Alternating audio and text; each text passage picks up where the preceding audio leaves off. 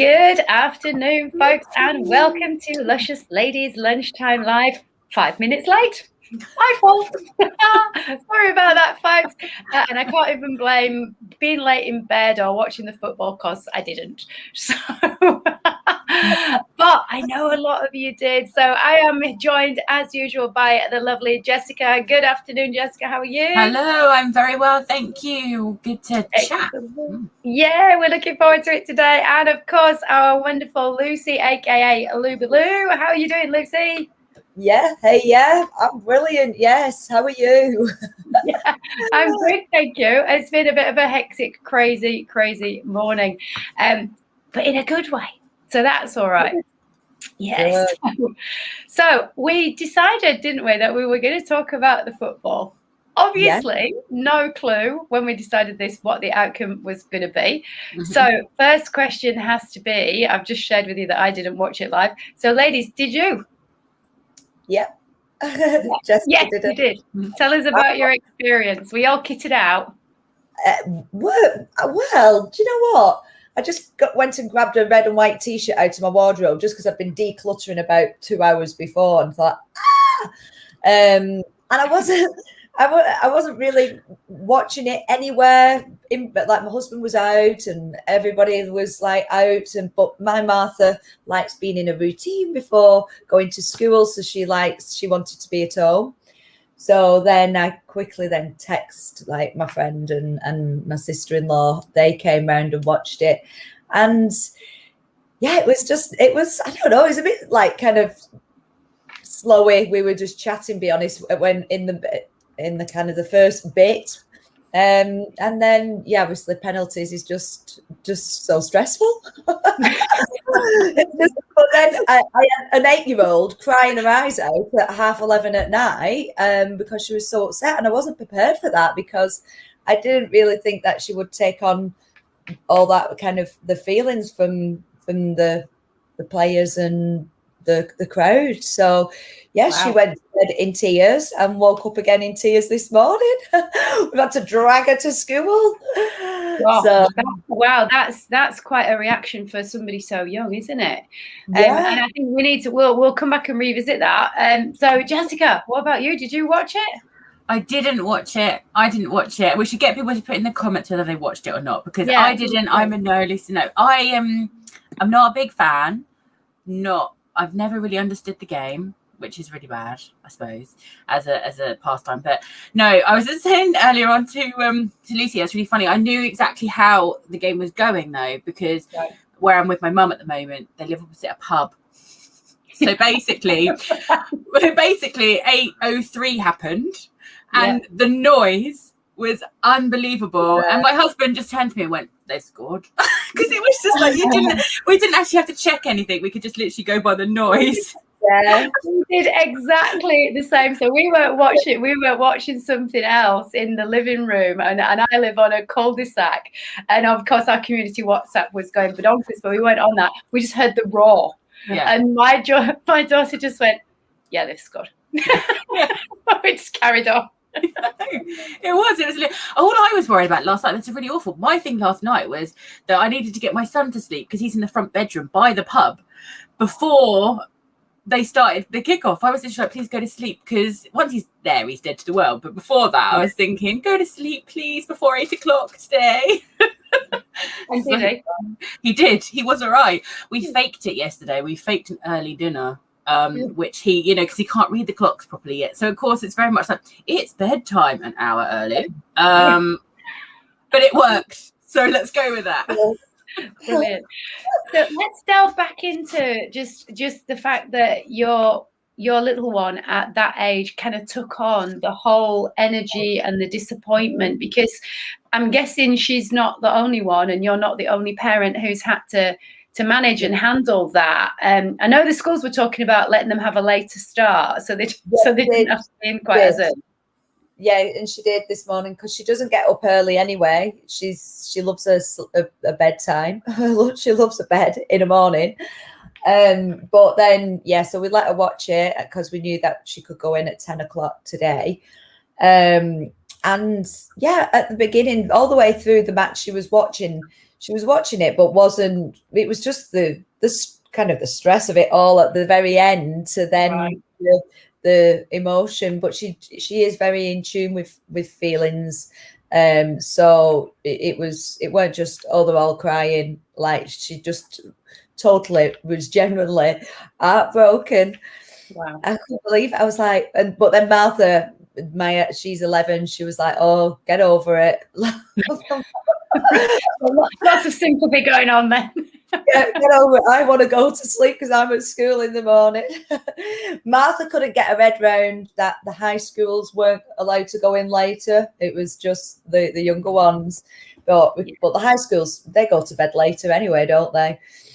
Yeah. So, well, I was going to say, I think I'm hoping that they will have addressed just what went on in school, because having seen so much of what's been said on social media, and obviously I've caught up with everything that's been going on throughout the morning, and I'm quite astounded at the way it's kind of split how people are responding.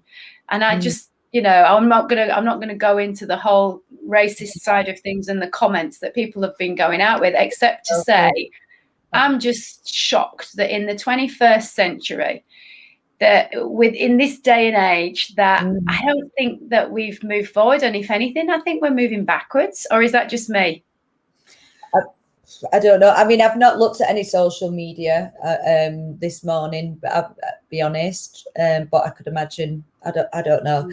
I just dead proud of where they got to, though. Be honest, and did absolutely amazing. And not one little bit of disappointment in my thing but I could imagine what is being said. But it's not nice, is it, when they put so much? I wouldn't like be the one kicking that ball in that net, would you? Pressure. I think it's a shame though, isn't it? Just like, it's always the few, and it was the few that get like put out onto the media and all this kind of stuff on that negativity, and it's the few. And I think in some ways that's actually where I can't get my head around it because of that negativity. Because to me it kind of like claws all of that in, rather than the you get all that negative thing. It's like how it's all about us coming together, but it's not only like us. I get really funny about the whole thing about like we're like, it's like country against country, and that makes me feel really sad. It doesn't make me feel like we're kind of like joining, like, it's just like we are separated from, after Brexit as well. I mean, this is like like another, it's just like another nail in the coffin sometimes. We're not allowed to do well, but we're also not allowed to do badly. But we haven't done badly. This is the crazy thing, have we? We've done amazingly to get this far. And this is where, we've got to look at the mentality of us as a country. And I think what was poignant for me was just because I've been having some conversations this morning in other meetings with people, and just saying that how the British culture is still, and I hate to use this word, but I can't think of a better one. It's just very much full of that kind of that hooligan mentality of, we're better than you, and if we don't get our own way, we're going to ridicule you and just call you names. And it seems so childish. And other countries in Europe just do not respond like that when their country doesn't get through, or they beat somebody else. They're not kind of going, nah, look at that kid crying on social media, which is what I feel that is happening and I'm kind of ashamed to be British, I think, when this is what the rest of the world is seeing. Does anybody else feel like that? That's what I mean. It's like, it should be this kind of like celebration and all this kind of stuff, and it gets, these bits kind of like get targeted rather than like all the amazing work that went into being there in that space and things like that. So the whole thing of, I don't know if it's because of the lockdown and things, that I just feel like how it brought so many families and people together to champion and cheer them on. That's been really what I've noticed more than not in normal kind of when it's things like this. I just feel like it has been a little bit more special this time. I just think we should just really be grateful for what the whole past couple of weeks has done for for a lot of families and friends, and bringing them together. Yeah, well, brilliant, absolutely brilliant comment, because it means that the conversation's not been about COVID. It's been about football instead, and it has actually brought us together to converse and to meet up and just have different conversations about something else that's been really positive, hasn't it, as a whole, as a country, which is brilliant. Yeah. Cool. Yeah. Excellent stuff. So, and then we'll shelve football there and go on to one of the topics that we also said we were going to talk about. And I don't know if any of these things have come up for you recently, but words and phrases that just drive you insane. Do you have any? So no, Vicky, I think we need to get you to start, because you came up with this part of the thing. So something's obviously happened enough that we want to know what yours is, right? Yeah. No, do you know? I think there's no particular one phrase, but it's just one thing that really does hack me off, and I try not to get annoyed about it, because I keep telling myself I'm a bit older now and I've had a heart attack and I don't need to stress out about stuff that's not important. And yet when people are talking, whether it's on the news or being interviewed, or not so much when they're typing stuff, because we all make minor humdingers, absolute typos, but when they're using words incorrectly, or they can't pronounce them, and they're repeatedly saying it wrong, and I just want to go, no. No, we're both me and Lucy now going, now do we do this? Let's think about it. Oh my God. I'm thinking about words like pacifically instead of specifically, and supposedly instead of supposedly. And I'm just like, please say it right. Because I say words wrong all the time. That is probably, you are probably talking to the worst person on this one. I've even my kids have even are the same. So when Ella was working in a cafe for the first time, it was yesterday, it's a second shift yesterday, I can't remember what it was now, but she said I said it wrong, but she said I thought I was I'd have to think of the word, and I'm thinking, that has come from me. And she was just serving somebody and they didn't know what she meant because she was saying it wrong. Because what other word do I get wrong as well? I think getting a specific word wrong, that's fine, but it's when you're saying the word that you think it's right, but it's pronounced wrong. Really confidently and really like I'm completely right, and everyone's like going, did they just say that? And they're gonna say it again. Or using past tense for something, like when he done that, or I done that. I'm like, do you mean you did it? No, I done it. I'm like, okay. And that's what I have at the moment, but for my 5-year-old, who does the wrong, like we had it yesterday at took and taken. It was just like going round and round in circles, but not from an adult. You're just kind of going. But you correct it like when they're kids. You correct it when they're adults. It's like we'll just go, no, you mean taken. No, you mean. Well, and here's the thing, because if you do correct it with adults, then you're obviously setting yourself up to be poked verbally. I mean, there's no doubt about it. But they just maybe genuinely don't know that. But it just grates on me somewhat, and I try not to let it get to me, but it absolutely does. It's like the and you know what I mean, like. You know what I mean? I don't know. In it. I've remembered what it was now. Somebody asked her, what kind of eggs do you have at the cafe? And I think she'd said poached. And is it poached? Poached egg. Poached egg. So poached eggs. So we would have said poached eggs. So she's probably but it would have been, that would have only been accent wise, not in the sense that you did it wrong. There's nothing wrong with poached eggs. No. Poached eggs. It might. Well, anyway, she'd said that wrong. I don't know what it, and I was like, but no, I don't even know which is right now. Well, should we go through eggs? Scrambled, poached, boiled, scone or scone? Anyone? Scone. I think that's a where do you live kind of thing, isn't it? Yeah, that's definitely that. But it's not actually. You're not going to take the whole C out of it. It's like calling it a son. A son. And keep repeating it's a son. It's like, no, you're saying the word wrong. So I can't help you with that. We're in the cafe. Yeah. I can't help you with that. No, I don't know on that one. I really don't know. But what about any phrases that wind you up? Does anybody have any? You know what, I was thinking about that when we were looking at it, and I decided to Google some of those things and say what are the most hated phrases that people kind of use.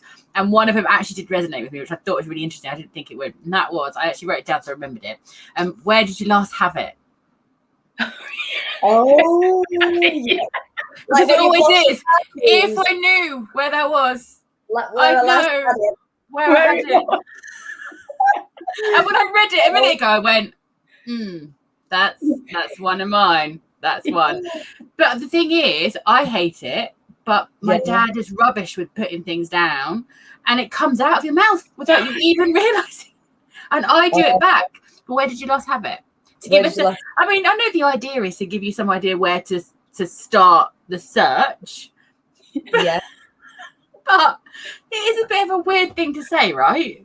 Well, yeah, I mean, it does make sense, but you've just made me think now about all of those phrases that you find yourself saying as a parent and an adult that you swore as a kid you would never ever say to your kids, and you just go, oh my God, I'm turning into my parents. Yes, it's when they come out and you just go, oh, that sounded like my mum. Right. I know. And it's just like, oh, so yeah, it's just like. You can't help it. You can't help but say it. It's like when they're not eating the tea up, and it's all those dying children in other countries, and like that, you know, them kind of sayings, and you think, oh, why am I saying that? Why? Yeah. That's definitely one that I would not want you to say. I don't actually say that like that, but I was like, but it's that kind of thing that sticks in your head. Yeah, absolutely. But I can't think of one now without saying them, without putting in that situation, trying to think of what they are off the top of my head. I know I don't use because I said so, because I hate it so much. I hate it. That I know I don't say that, because that one used to really annoy. And because the work that I do, I want people to question why. And if I'm stopping my own kids from questioning, but why, mummy? Actually, if I answer it, they do stop saying, but why, but why, but why, but why. And it's weird how we get stuck in that story came from of going, like, you know, it's curiosity, it's fine. So, but yeah, I think there's some really funny ones though that are out there that do make you chortle, but I guess because it does depend where you've been brought up, so there's very much regional stuff that we won't have a clue. So I know there's some Scottish phrases and some Welsh phrases that you kind of go, what on earth does that mean? But I mean, one of them, like, what's the one about ducks? If it walks like a duck and it quacks like a duck, then it is. If it looks like a duck, walks like a duck, quacks like a duck, then it's a duck. It's like, well, what does that even mean, though? I think it's meant to be that whole thing going. If it looks like a chair, and if you know you can sit your ass on it, then it's a chair. So stop asking me what it is. So in other words, don't ask a silly question. Yeah, but instead of just saying don't ask a silly question, you have to go, so if it like it's a long way of saying it. 5 times more words. Like And as sure as eggs are eggs, is that the same thing then? Oh yeah. Sure as eggs are eggs. Have you not heard that one? No. I don't think I've heard that one. That might be a regional thing then. Ooh. Have you heard that, Lucy? No. Right. Oh yeah, as sure as eggs are eggs. It just means that you're sure. It means you're certain about something, but I've no idea what it's got to do with eggs. I know. Yeah. We've got a conversation going on today, haven't we?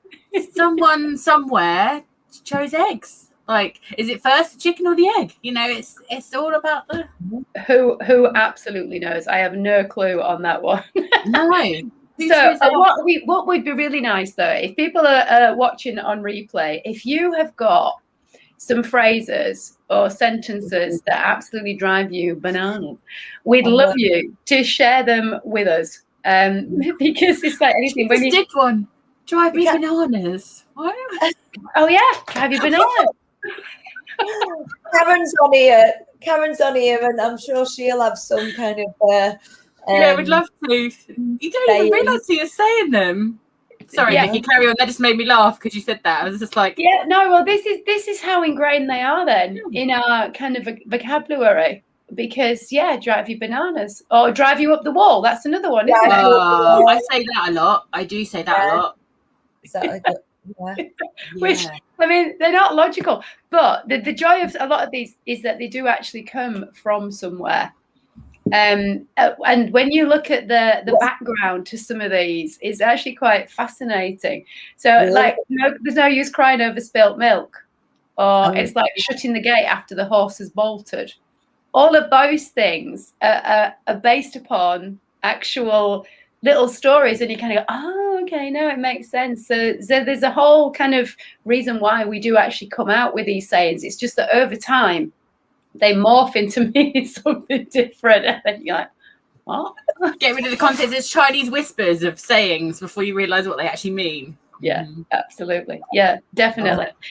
So, guys, tell me about what have you gotten up to that you want to share this week, or what's coming up for you exciting that our listeners might want to get involved with or know about? Have you got anything going on? Jessica, what about you? Is anything happening in the world of sexucation? I've got anything going on this week. Actually, this week's kind of like a bit of a panic week because the kids finish school next week, isn't it? It's a bit like in the sense of going, like, next week is like a day and a half of school and then they're home. And they're not home because I've sorted out loads of camps, so it's fine. So actually, I'm probably better off with them being at home during the summer holiday because I kick them out to camp like until 5:30, not 3:30, like at school. But I always have it in my head for this week to do this, like, I must get everything done, like really, really quick. I don't know what that is though. To be fair, I haven't written my to-do list today. But yeah. No, so nothing in the sense of nothing really exciting, just more of the more. And more of the research. I'm trying to do some research. Actually, if anyone's watching, I'm trying to do some research on if you've got young kids on what they're taught at school during sex ed. And normally, when they're about to go into a year where they do sex ed, you get a letter or something that comes through that kind of says, we're going to be teaching them this kind of information, and you have the right to take your kid out of the class if you want to. So if anyone's got a copy of that letter or any information, or if they're a teacher who teaches that in school, I would love to speak to you because I want to do I'm just doing some research and trying to work out exactly what, what's going on and like what. Well, I've got three. So Betsy, obviously, I don't know what, is it more high school or do they get? Oh, no, so Izzy's just done hers this year, which is year 5. So she's 10. So she's just done the first lot of hers. And it's just really interesting to see because some of the curriculum parts have come through, and it's just really interesting to see how they interpret. Yeah, well, I've got Martha's 12 and Ella's 16, so you're more than welcome to talk to them if how they've been taught or how they kind of feel about it all. Because sometimes it's quite nice for them to talk to somebody who, like, not the mum. Do you know what I mean? Yeah. They always like that. They always like that auntie sometimes, don't you? You always find it easier to talk to your auntie than your mum, don't you? Sometimes. Yeah. So you're more than welcome to chat with them if you want to. I'll put them out there for you. Go and do that. Go and tell them. So what I need you to do is you're going to switch to Jess about like sex and relationships and periods and stuff. Hooray, is that good? We're all good with that. Saying that her children were offered it in year 5. Yeah. So my daughter has come back and said and gone over everything that she does in her classes, and they've been mainly about like periods, a little bit about anatomy and that kind of stuff. So it's about like trying to work out where, because let's just say the majority of issues, like we all know, that people come and they will speak to me about, and you'll see if you're Googling anything or if there's any concern, the likelihood is it rooted somewhere in the childhood, like from someone saying, well, that's dirty or you shouldn't be doing that, and that's where the sexual shame starts to build up. And obviously also the teachers will do their best, but they also will have their own reactions and conversations around sex and relationships, so they'll put them on the kids. So yeah, I'm just trying to see like what the differences are like in like socially and things like that, and whether we are really starting to open up those conversations, because obviously I have them conversations with my daughter all the time. She is really excited. She's gone into year 6. I think they do a bit in year 6. She's going to start year 6 next year with the one and only school's male teacher. Ooh. She is really excited about going into if they do any sex ed, because she's like me. She's literally like, let's see what happens. Like, because she's really intrigued by how they're learning it, because she comes back to me and will ask me questions, and of course I'm very much like, yep, you need to know this, you need to know this, you need to know this, and you know, follow it through. So it's a really interesting question to ask, and I do hope people do come up with that information, because year 5 is how old for children? Is that age 10? 9 and 10. 9 and 10. Because the interesting thing is, obviously, as we know, as we are getting bigger as a whole, as human beings, and children are tending to be heavier and maturing, they can often start their periods much earlier than they used to do. So you are getting kids who need to know this stuff sooner rather than later, and not being in a position where they get a period at school and don't know what the fudge is going on. Which is exactly what happened to my daughter. My fault. She started at a young age, younger than I expected, and I hadn't prepared her for what that would be like. Fortunately for me, she was an amazing teacher who kind of helped her out and explained what was going on. But I kind of thought, my gosh, you don't realize just how young you really should be having these conversations. And I have to hold my hand up. I was a bit naive on that. So what is actually happening would be really interesting, because that ties in as well with how they think about their bodies just as a whole, and body image and body confidence, and you know, are they taught just about the mechanics at that age, or are they talked about emotions? I don't know. Exactly, and this is the thing that's missing. It's kind of like the emotions that come along with this, and building relationships and understanding it. But I mean, one of the things I did find really interesting was, out of everything that came back from her end of school report, so my 10-year-old got, she said to me, the teacher said to me that one of the things she really knows who she is, and she's good to stand in her as her own person. So if she doesn't want to do this, she won't do it, in the sense of like, and I'm like, see, that's the kind of, I don't care if she can't read, you know what I mean? But I was literally like that. I want to know she knows who she is, and at 10, that's a massive, you know, kind of like compliment back again, because we have these conversations at home. If she asks me a question, we will, and if I don't know, we'll research it together, or, you know, so it's always just keeping that conversation kind of going and open. It's so important, and that's definitely something, researching and trying to maybe tweak something with, to maybe help out with like parents and things like that to, Brilliant idea, because Lucy, obviously 3 girls, you must have various different conversations, because they're all different ages about this stuff. And are you quite open with them? Yeah, and I'll be honest, we don't actually kind of sit down and talk about these things, but we kind of talk about them in passing kind of comments and things, and that I know exactly the aware of everything what's going on out there. I don't know. Don't actually sit. See, this is the thing. So absolutely great. So you know that you're there if they're going to come to you.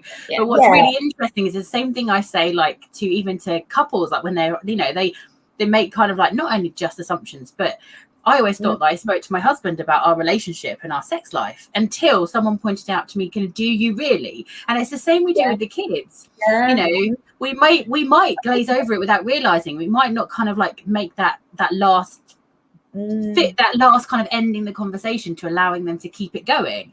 You just don't know until someone queries it and goes, oh, I know, no, you have got me thinking. Like, I know that they know that they can talk to me about anything, you know, and it's not going to be tabooed or be embarrassed about it.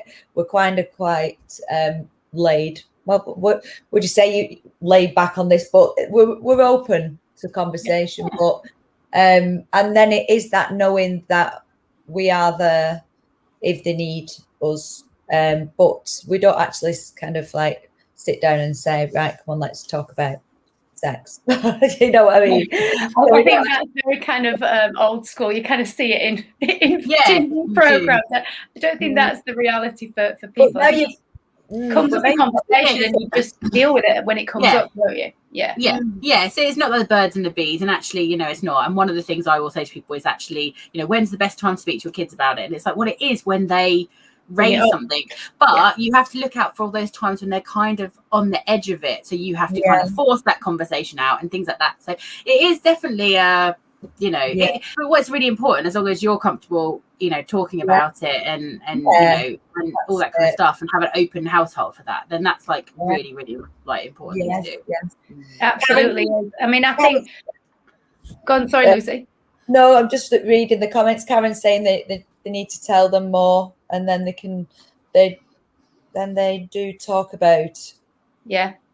Makes sense that if you tell them a little bit more, it's going to give them the option then to start to continue the conversation if they want to, or maybe they're happy with just what you've told them to start with. And it'd be fascinating research. So Lucy, what's going on for you? Have you got anything exciting coming up, or just more of the more? I love that phrase. I like that phrase. Yeah, talking of phrases, I've got loads of schools in for the next couple of weeks, which is really, really nice, because that's I am probably normally half. I'm probably, I've basically got schools, but not as many as I normally have. But I've got some. Just like the just schools that you go in for like their breaks and periods and stuff like that, and then you just go and do some entertaining. I need you around here. We don't have that. They just put DVD on. Yeah, it's mostly like the leavers. So like the all the little ones go into reception from nursery, preschool, and then I did a couple of schools last week. It's just great. I mean, a lot of schools are kind of going, you know what, they've had nothing, they've had absolutely nothing, you know, just coming in and have some fun. So and then we've got my cousin's wedding, the wedding of the year, the wedding of the century. Posh and Flex, they are just gorgeous people.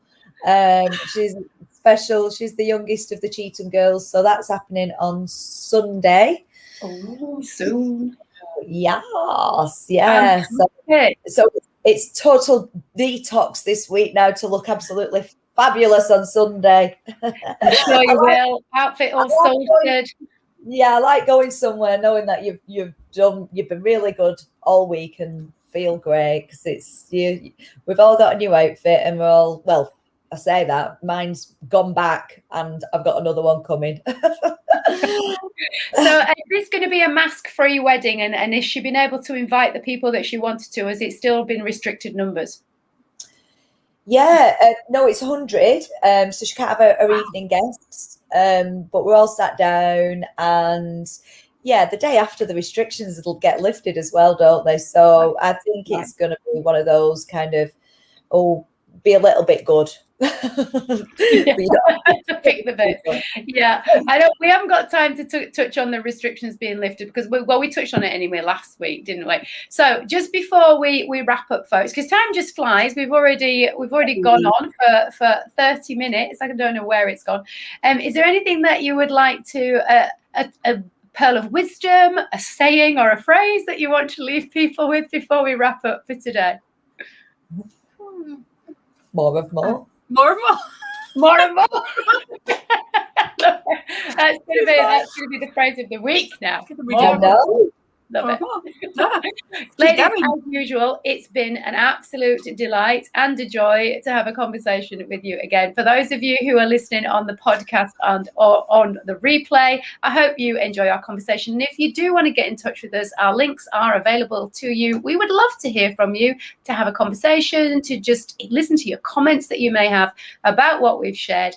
And thank you once again for tuning in to Luscious Ladies Lunchtime Live. Bye. Bye.